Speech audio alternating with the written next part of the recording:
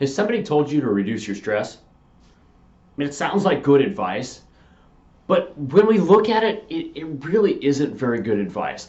I'm Dr. Jeff Cumro, and I'm a developmental function neurologist. So what I study and work with is how the brain develops, how it should develop, how we have that functional connectivity, and what we can do to make that functional connectivity better, which leads to better overall health, better overall results, and more success. Now, why is reduce your stress such terrible advice? Stress is poorly defined. So, everybody has stress, but everybody's stresses are going to be a little bit different. What stresses you is going to be different than what stresses me, is going to be different than what stresses somebody else. So, one of my mentors back in the day would always go to a seminar and he'd be like, all right, I'm going to challenge you guys to go out and grab a bucket full of stress and bring it back here. Why did he give that challenge? Because it's impossible to grab a bucket full of stress. Now, I'm not ever going to give that challenge because people could bring back things in that bucket that would stress me out. But it's not possible because everybody's is different. An example, I love to learn, but learning stresses a lot of people out. Like when my wife and kids are gone, that's what I find myself doing a lot of times is just studying, which I know that makes me kind of weird compared to most people, but there are a lot of people that learning stresses them out. They get anxiety at school, they get anxiety with all of this stuff, and they don't want to do it. And it's relaxing to me.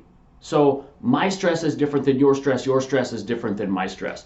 But what is stress?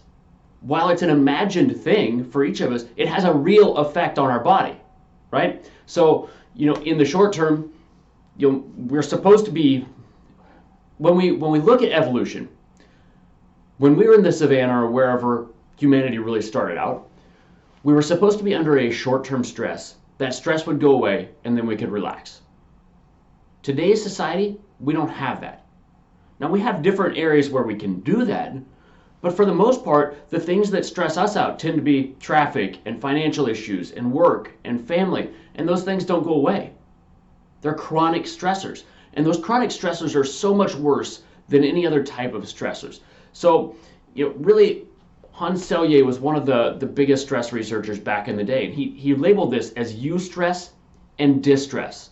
And the eustress is a stress that is going to make you stronger. For example, when we exercise, we see stress. Our heart rate goes up, our blood pressure goes up, our breathing rate goes up, our blood sugar tends to go up, at least in the short term. All of those things are bad things when they're done long term, but in the short term, it boosts us up. When we put ourselves under a short stress like that, and then we give ourselves time to relax and grow and rebuild and restore, we make ourselves stronger for the next time. So the next time we put ourselves under that stress, we handle it better. That is a eustress, something that makes you better, something that is a good type of stress that helps you grow and learn and get better. The distress is a bad stress. It's a stress that breaks you down over time. And that's where most of us experience the stress that we're all talking about. So when people talk about family and work and money and traffic and all these other things that don't go away, that's a distress. It's something that breaks us down over time. We have to give ourselves time to get away from it. And the longer that those stresses are there, the worse they are on the body. They break you down over longer periods of time. And I will say that the more mild the stress, perhaps the more dangerous. And that doesn't go for every situation, but the reason I say perhaps it could be more dangerous is when you have low levels of stress, you don't necessarily even notice that it's there, and it continues to fester and burn, and pretty soon you burn your whole house down because you didn't really realize that the fire was that bad. So, those chronic low levels of stress can actually be worse than, some of those bigger bouts. But exercise and things like that look bad from the early perspective, but really there's something that builds us up. Now, how is the body affected physiologically when we're faced with a stress? There are really two pathways. The hypothalamo-pituitary adrenal axis is the one that is more famous. It's one that is actually anti-inflammatory in the short term and inflammatory in the long term. So if we don't turn it off, it becomes inflammatory.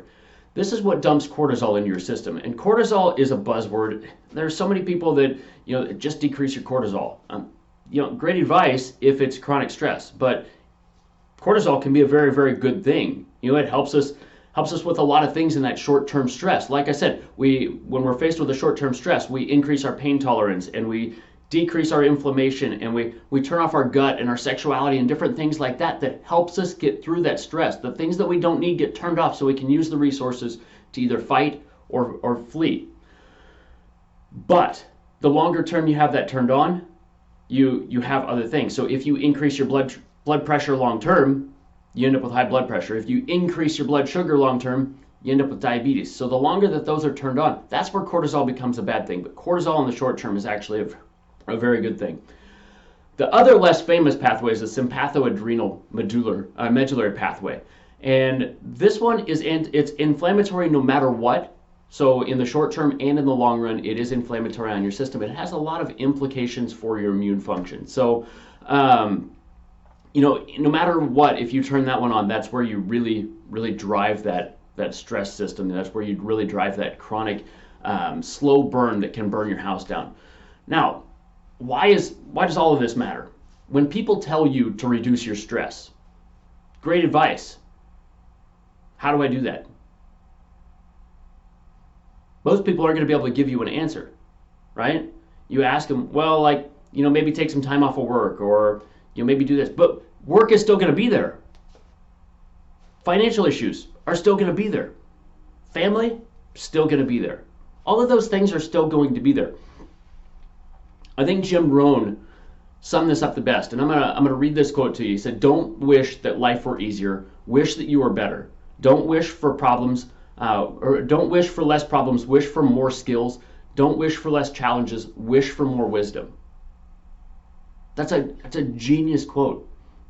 Essentially, it's don't wish that you had less problems. Just wish you had the better, physiology to handle them.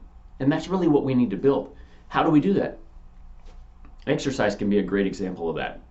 We talked about that being something that is stressful in the short term, but it decreases our stress in the long term.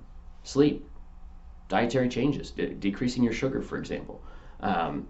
Meditation, prayer, journaling, things like that are actually actionable advice, but just decrease your stress. It's not going to happen. We've got to do the things to change our ability to handle that stress. That's where you're going to see success. So, if you are interested in learning more about this, learning more about how the brain works, learning more about how the brain drives everything, and if we miss a step in development, that can hold us back, not only health-wise, but also in our ability to achieve success, then subscribe to my channel and just hang out. We're gonna talk about all of this. This is what I love to do. I love to talk about how the brain works. I love to talk about success. I love to bring it all together, and that's, like I said, that's what I do for fun. That is less stressful for me. A lot of people find, getting on here and making a video or learning or different things like that stressful. This is what I do for relaxation. So I appreciate you guys, and I'll see you on the next video.